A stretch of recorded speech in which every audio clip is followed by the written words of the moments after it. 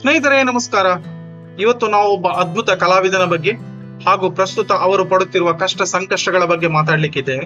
ಇವರು ಕುಂದಾಪುರ ಕನ್ನಡ ಭಾಷೆಯಲ್ಲಿ ಬಹಳಷ್ಟು ಶಾರ್ಟ್ ಫಿಲ್ಮ್ ಗಳನ್ನು ರಚಿಸಿದ್ದಾರೆ.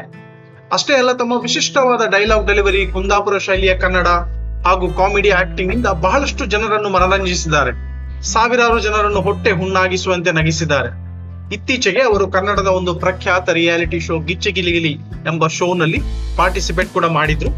ಅಲ್ಲಿ ಅವರು ಮಾಡಿದಂತಹ ಒಂದು ಲೇಡಿ ಕ್ಯಾರೆಕ್ಟರ್ ಎಲ್ಲರ ಒಂದು ಮನಸ್ಸನ್ನು ಸೂರೆಗೊಂಡಿತ್ತು.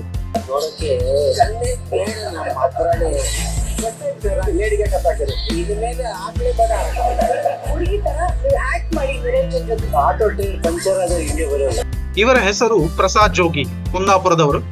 ನಾನು ಇವರನ್ನು ಭೇಟಿಯಾಗಿದ್ದು ಬಹಳ ಆಕಸ್ಮಿಕವಾಗಿ ಕುಂದಾಪುರದಲ್ಲಿ. ಆದರೆ ಇವರ ಭೇಟಿ, ಅವರ ಜೊತೆ ನಡೆದ ಮಾತುಕತೆ ನನ್ನ ಮೇಲೆ ಬಹಳ ಪ್ರಭಾವ ಬೀರಿತು. ಅವ್ರು ಹೇಳಿದ ಕೆಲವು ಮಾತುಗಳು ಬಹಳ ಜೀವನದ ಮೌಲ್ಯಗಳನ್ನು ತೋರಿಸುವಂತಹ ಮಾತುಗಳು. ಅವ್ರು ಹೇಳ್ತಾ ಇದ್ರು, ನಾನು ಈ ಕಾಮಿಡಿ ರೋಲ್ ಮಾಡ್ತೇನೆ, ಜನಗಳು ನಗ್ತಾರೆ, ಜನಗಳನ್ನು ನಗಿಸುವುದು ನಾನೊಂದು ಪುಣ್ಯದ ಕೆಲಸ ಅಂತ ತಿಳ್ಕೊಂಡಿದ್ದೇನೆ.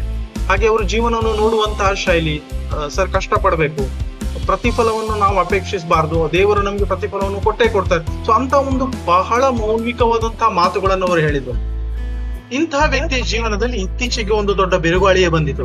ಕರಾವಳಿ ಭಾಗದ ಕಾಮಿಡಿ ರೀಲ್ಸ್ ಸ್ಟಾರ್ ಗಿಚ್ಚಿಗಿಲಿಗಿಲಿ ಖ್ಯಾತಿಯ ಪ್ರಸಾದ್ ಜೋಗಿ ಮನೆ ಭಾರೀ ಮಳೆಯಿಂದ ಸಂಪೂರ್ಣ ನೆಲಸಮಗೊಂಡಿದೆ.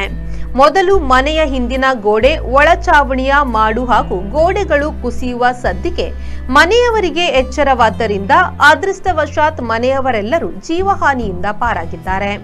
ಈ ವಿಷಯವನ್ನು ತಿಳಿದು ನಾನು ಪ್ರಸಾದ್ ಅವರಿಗೆ ಕಾಲ್ ಮಾಡಿದಾಗ ಅವರು ಹೇಳಿದ್ದು, ಸರ್, ರಾಯರ ಕೃಪೆಯಿಂದ ನಮ್ಗೆ ಯಾರಿಗೂ ಜೀವಕ್ಕೇನು ಹಾನಿಯಾಗಲಿಲ್ಲ, ಮನೆಗೆ ಬಹಳಷ್ಟು ಹಾನಿಯಾಗಿದೆ, ಆದ್ರೆ ದೇವರು ದೊಡ್ಡವನು, ನಮ್ಮೆಲ್ಲರನ್ನು ಕಾಪಾಡಿದ.